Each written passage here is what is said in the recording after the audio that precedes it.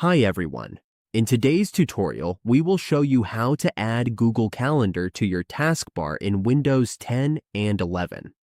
This is a quick way to access your schedule anytime without opening a browser.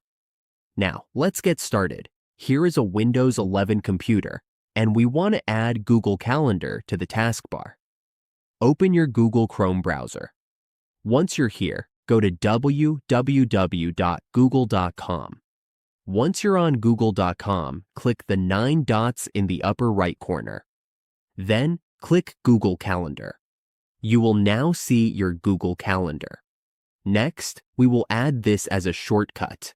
To do that, click the 3 dots in the upper right corner again. Then, click Save and Share. Here, you will see the option to create a shortcut. You can label it Google Calendar.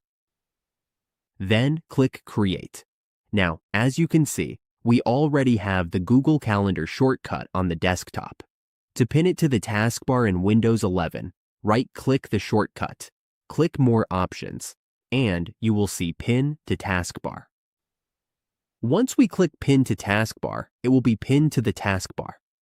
This is our Google Calendar, now on our Windows 11 taskbar.